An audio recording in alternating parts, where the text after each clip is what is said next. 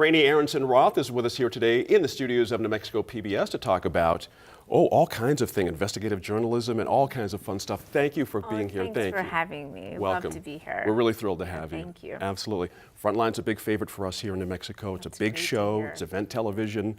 Still to this day, it's wonderful. But I have to ask, there are a lot of different ways to tell a story, and Frontline does it in such a unique way. How does that work? How do you guys get to that place where it's so compelling like that? I'm often asked that question, and I think the key to our success is that we're always looking at what can we add into the conversation that's happening right now, as opposed to how do we race at the story that you're seeing in the news. So we're always looking at what are the most important stories of our time, and how do we tell you something that you don't know about.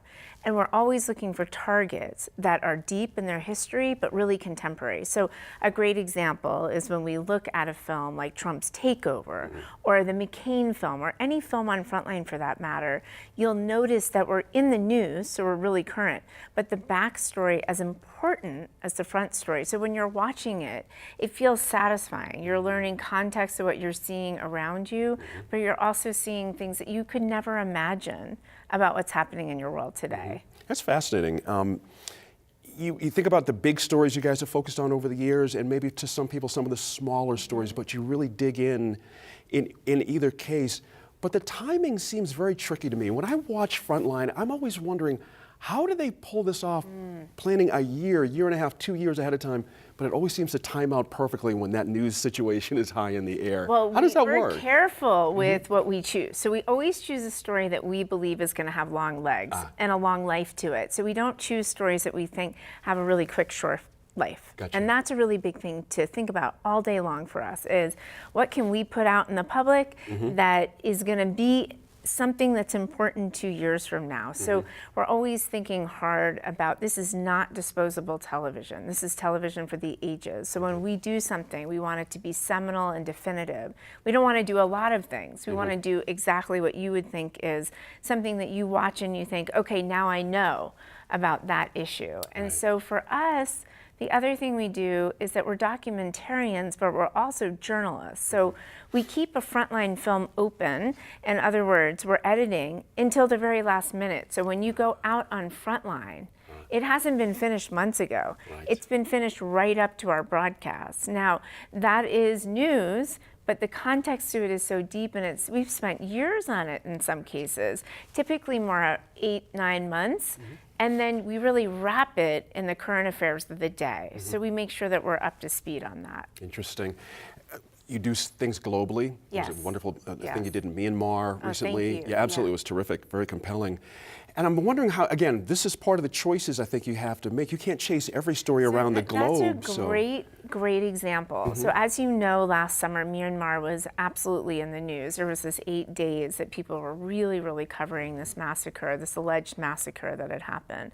So Frontline at that point, we were sitting together and we said, what do we need to do on Myanmar? This is clearly an important story, but what is the story for us to tell? And how can we tell you something that you haven't seen anywhere else that's going to add to the conversation? So what we did is we looked at what we then found and investigated systematic behavior over the years before the news event that showed that there's a real systematic attack on these people and the reasons for why. And also we looked at it from the point of the view of the government and the military. So we went into that story with open eyes to say, we're going to tell you the story of Myanmar as it stands today. So it feels like it's news, but it's actually taking you deeper into a story where you can understand better the international tensions around that.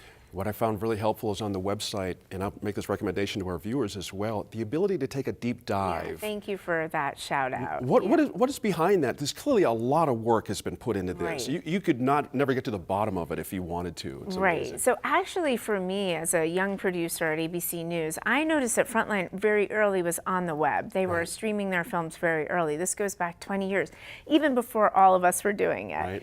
And I saw that the founder, David Fanning, who is the original and very long time executive producer of the series, was really devoted to this idea of digital. So this goes back now decades. What I found when I came on board, which is now almost 20 years ago, is this acceleration of the idea that we're not just going to put our films online, but we're going to put our extended journalism online. And the reason for that is if you're watching a Frontline film and you really want to know what the person in the film said, but at length, Right. you're questioning us. How is that person edited? You can actually go to our website and you can see that's the actual original conversation that happened in the interview. And actually, those conversations are journalism in their own right. Right? It might not be the documentary film, but they're a different type of journalism. They're a conversation that happens between our reporters and our interviewees. And those conversations, like we're having right now, are really valid and important. Do you find that those extra things build trust with audience? Yes, In I this mean, era that's our especially where intention. it's, yeah. Our intention is to say we are trusted, and if see. you question what we do, we don't mind if you question us because our underlying materials are there Right. for you to look at, to go inside yourself and say, were they being fair? Were they being transparent? And so actually last year we launched something called the Frontline Transparency Project, and that's something I've been spending a lot of time on with our editors to say, where else can we go? So a great example is on Trump's takeover.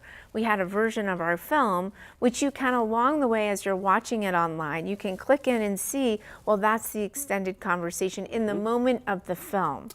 So it makes it easier for you. So you don't have to go to a website to Right. look at it. You can Right. actually see it all together. And people are That's right. really Well, I'm an incurable appreciating second that. screener while I'm watching. I'm one of Well, those that's people. good to That's right, hear. exactly. Me too, by that matter. That's right. I'm so curious, after 20 years, you've seen a lot of things with Frontline. I'm curious what stories may have stuck with you after all this time. I Which mean, ones really stand out I for you? think League of Denial, the NFL film, was a big seminal film.